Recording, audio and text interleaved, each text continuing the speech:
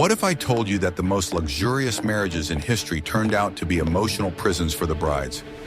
At the end of the 19th century, during the so-called Gilded Age, thousands of American girls were willing to trade their vast fortunes for one thing: an ancient British title. This historic exchange became one of the most cynical social contracts, with proud English aristocrats selling their names to save their family estates from ruin, and ambitious American nouveau riche buying their way into high society.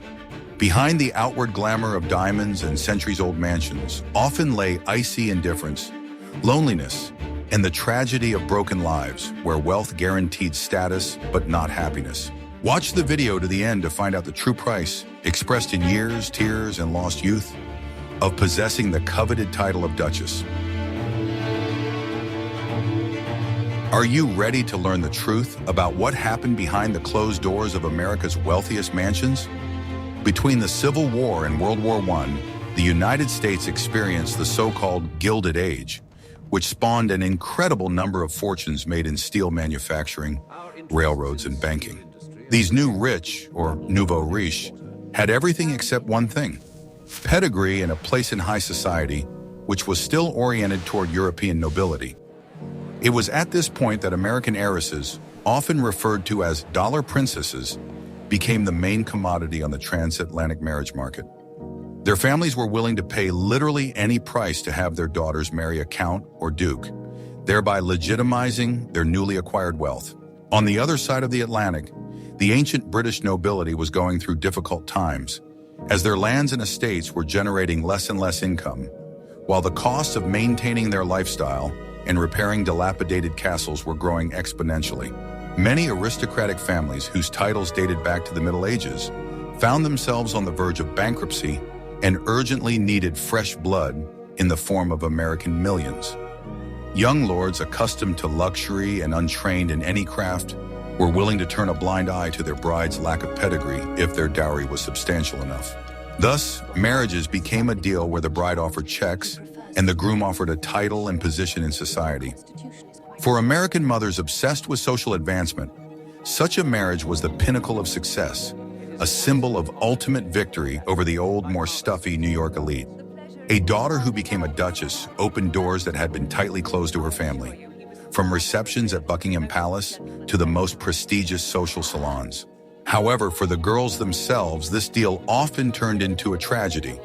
They left relatively free America, where women were already beginning to fight for their rights, and found themselves in the harsh, icy world of Victorian social norms. In England, a woman, especially the wife of an aristocrat, was first and foremost the bearer of a title and the continuator of a family line, and her personal feelings and ambitions were of no importance. These dollar princesses paid a high price for their titles, and that price was measured not in dollars, but in their personal happiness and peace of mind. We would be very interested to hear your point of view. What do you think about this exchange of wealth for a title, which ruined the lives of young girls? Write about it in the comments, and don't forget to subscribe to our channel so you don't miss out on new exciting stories. Ready to learn the main secret of how the most famous but unhappy couple of the Gilded Age was created? The story of Consuelo Vanderbilt, one of the most famous dollar princesses, is a textbook example of this tragic exchange, where the mother's will proved stronger than the daughter's. Consuelo was the sole heir to William Kissam Vanderbilt's vast fortune, and her mother, Alva Vanderbilt, was obsessed with the idea of marrying into the highest ranks of European aristocracy. Alva dreamed of a duchess title for her daughter, and this dream cost Consuelo her youth and personal happiness, leaving a permanent wound in her life.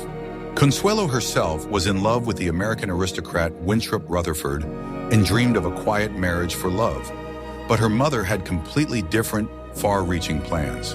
Alva applied the most severe emotional pressure, threatening her daughter with divorce, public scandal, and even feigning a terminal illness to force her to agree to marry the Duke of Marlborough.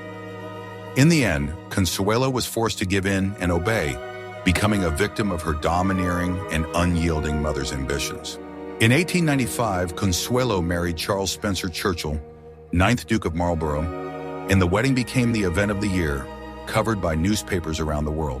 The bride brought a dowry to the Duke's family equivalent to hundreds of millions of dollars today, which allowed him to save the family estate, Blenheim Palace, from ruin and begin its costly reconstruction. It was one of the largest financial injections of American money into the British aristocracy, intended to save the ancient family. The Duke himself was a haughty, cold man who was completely indifferent to his bride.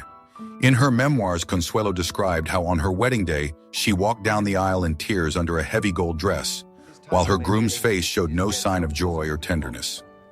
Their life together in Blenheim turned into a cold and alienated coexistence, where the Duchess's only goal was to bear heirs and fulfill her social obligations.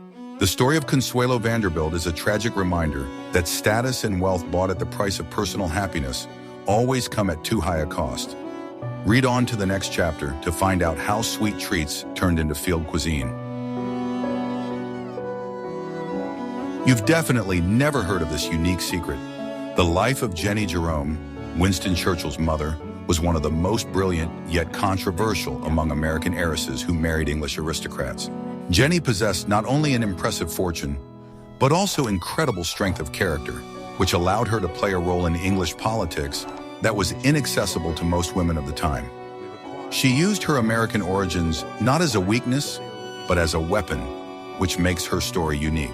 Jenny was the daughter of wealthy American financier Leonard Jerome, and in 1874 she married Lord Randolph Churchill, the third son of the 7th Duke of Marlborough.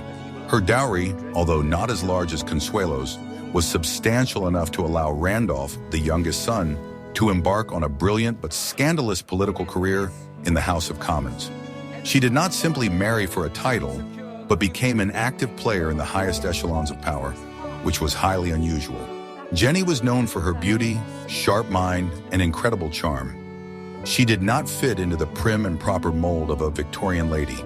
Her open manner and American lifestyle, with its freedom and uninhibitedness, shocked the English aristocracy, but at the same time attracted influential men to her.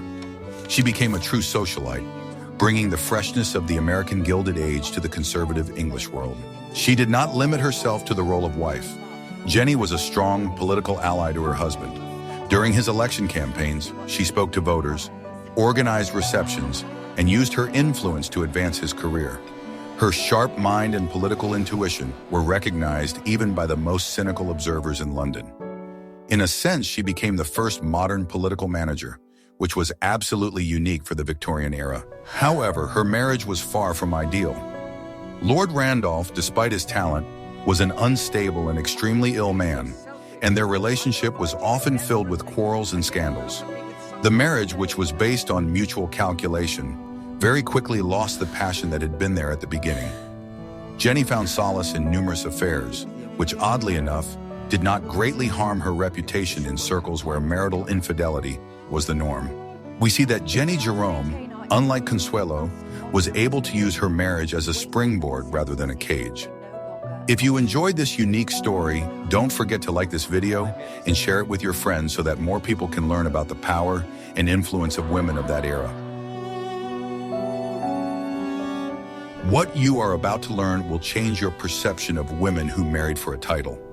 Mary Victoria later, another dollar princess, faced a completely different burden than her contemporaries. She became the Vicereine of India, one of the most prestigious and at the same time most difficult positions in the British Empire. Her story is one of how the glamour of the highest authority can hide immeasurable personal sacrifice and tragedy. Mary was the daughter of a wealthy American senator, and in 1895 she married George Curzon, then a promising conservative politician known for his sharp mind and haughty character. Mary's family provided him with a substantial dowry, which helped George consolidate his financial position and pursue his ambitious political career. It was a marriage of mutual benefit, money for the politician and a prestigious union for the American woman. In 1899, just 4 years after their wedding, George Curzon was appointed Viceroy of India, and Mary automatically became Vicereine. This was the pinnacle of the social hierarchy in the British Empire, a position that required not only impeccable style, but also tremendous self-discipline and fortitude. Mary, a young American, found herself at the head of a vast and complex colonial society, ruling over a huge country. Mary was burdened with countless official receptions, ceremonies, and charity events. She had to be an example for the entire colonial society, uphold the grandeur of the empire, and represent Queen Victoria in India, which required daily exhausting work. The huge viceregal palace in Calcutta, with all its staff and endless protocols, became a place of constant stress for her. Mary, however, did not limit herself to the role of a socialite. She sincerely loved India and tried to use her position to improve the lives of Indian women, which was a bold step for that time. She established charitable foundations, patronized the arts, and despite resistance from conservative circles, tried to study Indian culture, which made her unique among British viceroys. But the price of this success proved to be prohibitively high. The hot climate, constant stress, and most importantly, repeated childbirths in difficult conditions undermined her health. Mary suffered from several serious illnesses, including fever and spinal problems, which plagued her for the rest of her life. Her physical pain was a constant companion, which she was forced to hide behind the glamour of her official attire.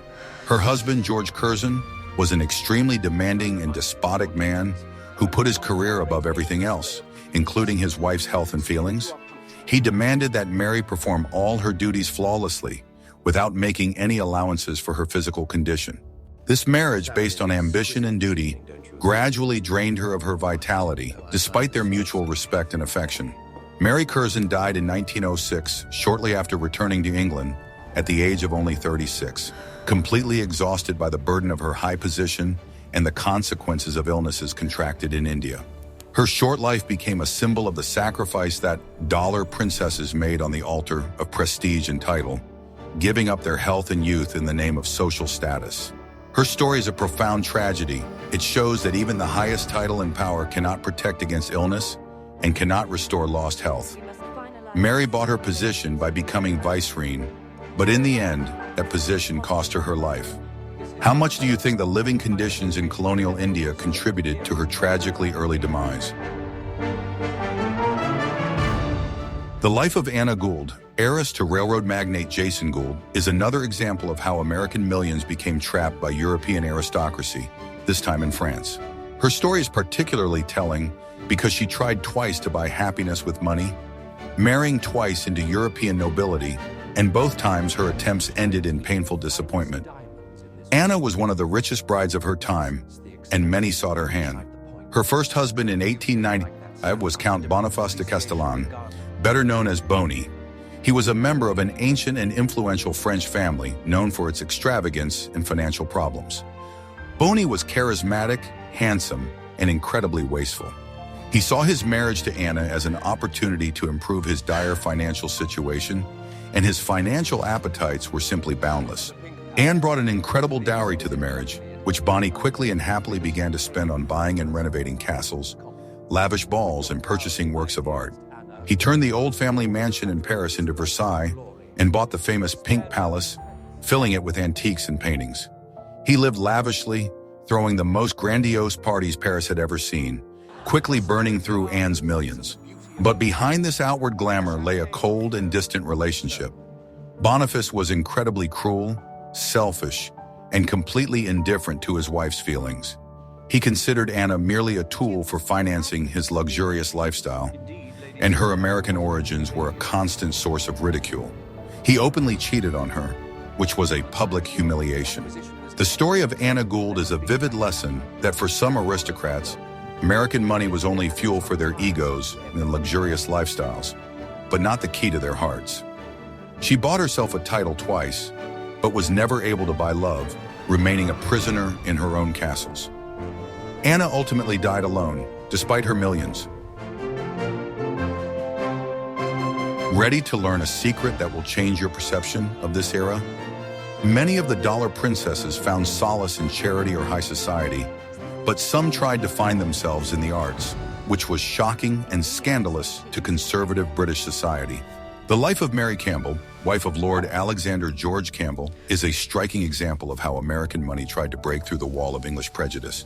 Mary Campbell was the daughter of a wealthy American industrialist, and like many others, came to London in pursuit of a title that would confirm her family's social status. Her marriage to Lord Campbell, a representative of a noble Scottish family, was a typical deal: money for a surname.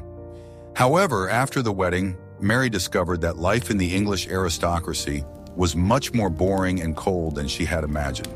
Her husband, Lord Campbell, was a reserved man who did not show much affection, and Mary quickly realized that her role was limited to bearing an heir and organizing social gatherings. Feeling trapped, Mary, who had artistic inclinations, decided to find an outlet in art, which was extremely unusual and even scandalous for a Victorian lady of her standing. She began participating in amateur theatrical productions, which in itself was a violation of the norms. But then she went further. Mary began taking acting lessons and, using her connections and money, tried to break into the professional stage. The idea that the wife of a lord, the holder of a noble title, would earn her living as an actress caused a real shock and condemnation in high society. Public opinion was unanimous. It was a humiliation for the title, a disgrace to her husband's family, and proof of the frivolity of American women. At that time, theater was still considered a profession far from respectable, especially for women. Despite the wave of criticism, Mary continued to stick to her guns, finding support among more liberal friends and circles close to the arts. The story of Mary Campbell is one of how the American thirst for freedom and self-expression collided with the insurmountable wall of European aristocratic tradition. She showed that even millions could not buy permission to pursue a profession and complete freedom of self-expression. What forms of protest do you think were available to women at that time?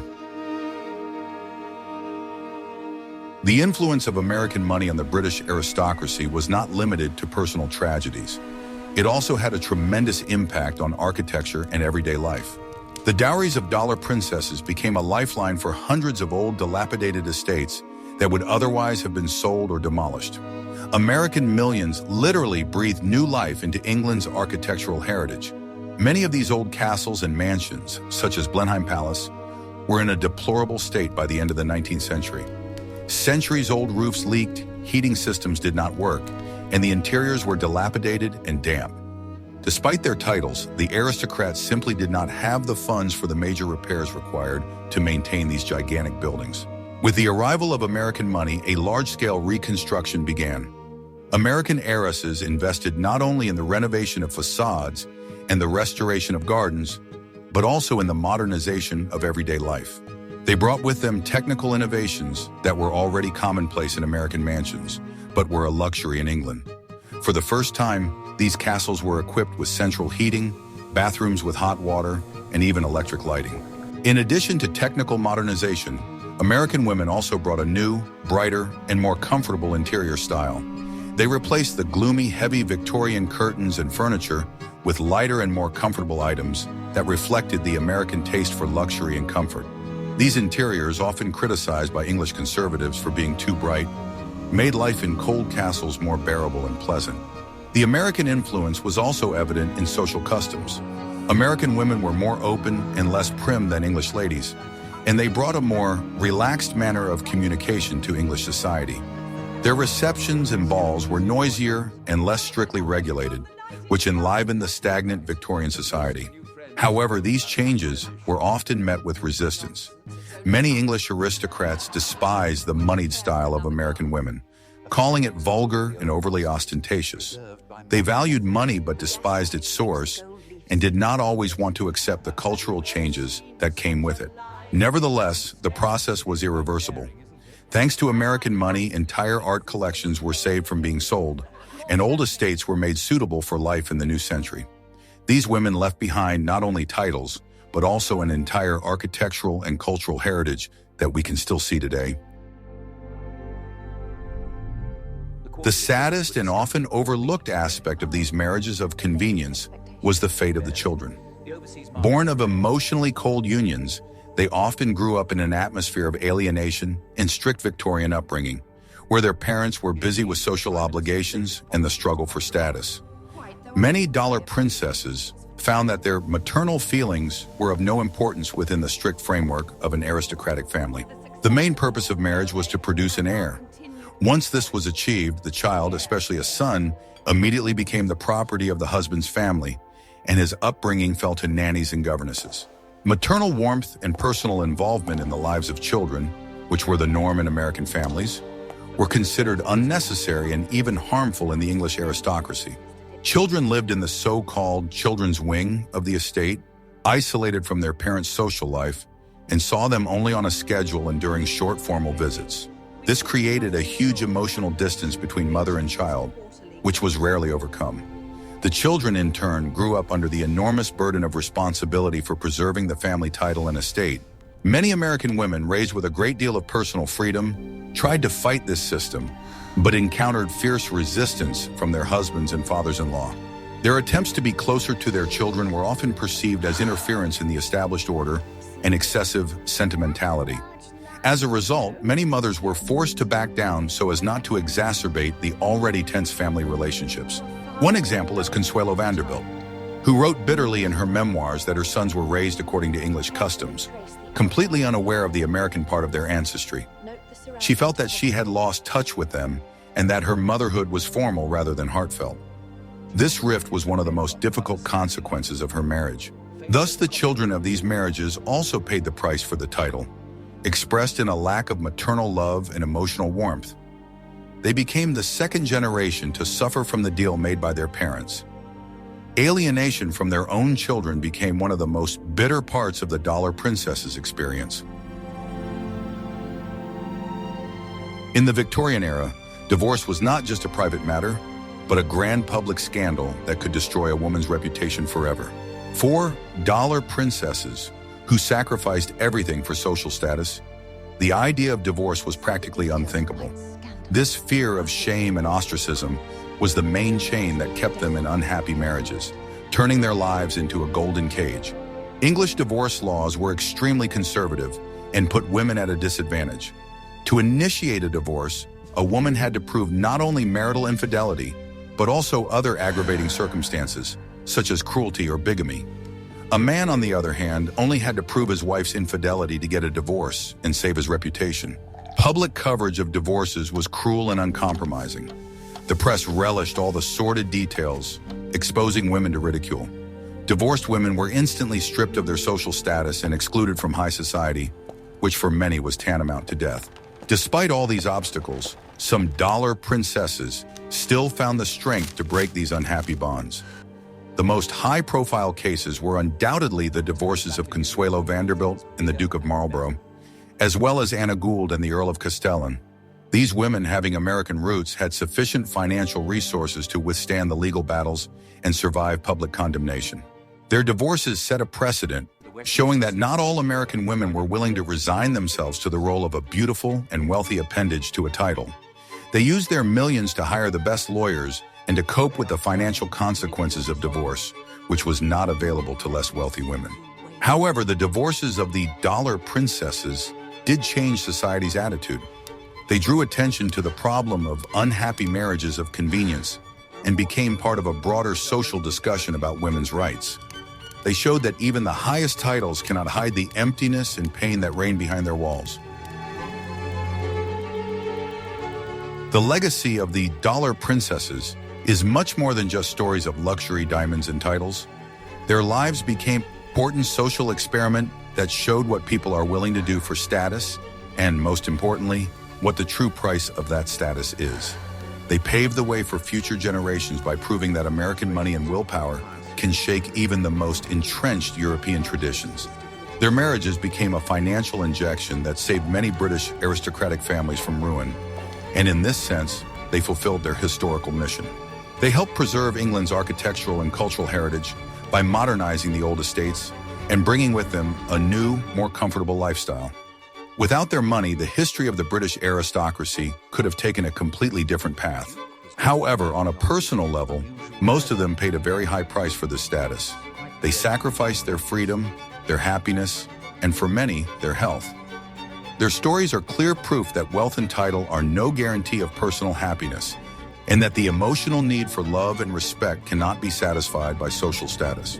Thus, the dollar princesses became a living bridge between two worlds, the old aristocratic world of titles and the new democratic world of money and personal freedom. They were victims, but at the same time pioneers, whose stories have remained forever in the cultural memory as a symbol of an era when love was sold and status was bought.